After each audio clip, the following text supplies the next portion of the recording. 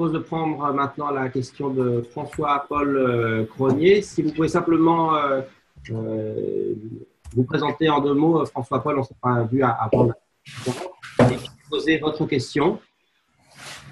Si vous voulez démarrer votre webcam, sauf si ça vous pose un souci, c'est plus sympathique, on peut échanger et se voir. Donc, c'est en bas à gauche, vous avez un moment où il y a marqué « Activer ». Oui, impeccable. Et donc, si vous pouvez vous présenter en 2 mots et poser votre question. Bonjour, alors je suis un peu en relax, je m'excuse, c'est pas très… Alors, rapidement, donc moi je suis consultant, j'aime pas trop ce terme, formateur accompagnant en entreprise et effectivement, les situations se tendant en entreprise, j'interviens essentiellement sur le mieux produire ensemble.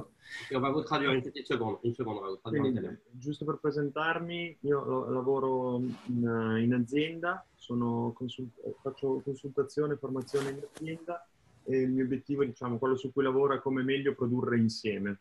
Ok, une question courte si vous voulez bien. Bien sûr. Alors, moi, dans le lien entre le patient et puis le praticien, l'accompagnant, je perçois la notion d'aide qui me gêne un peu.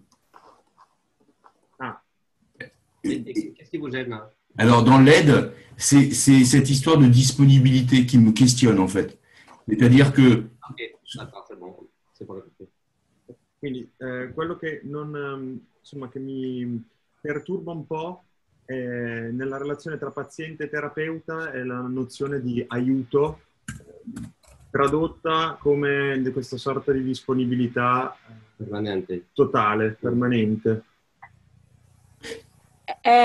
Non sempre è indispensabile,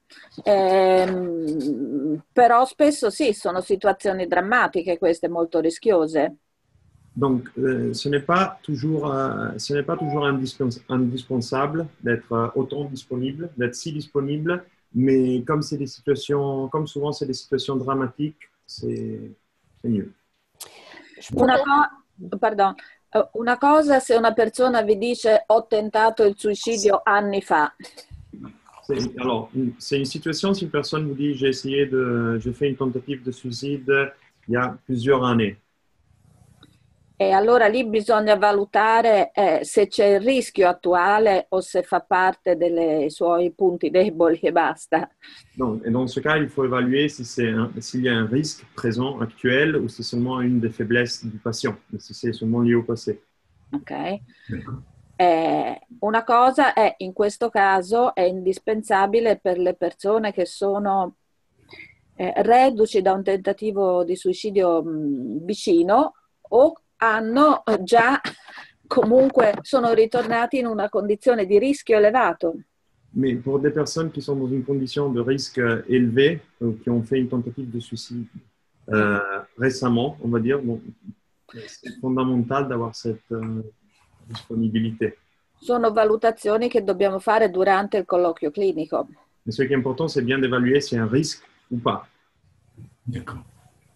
J'espère que ça a répondu en partie à la question importante. Hein. Merci.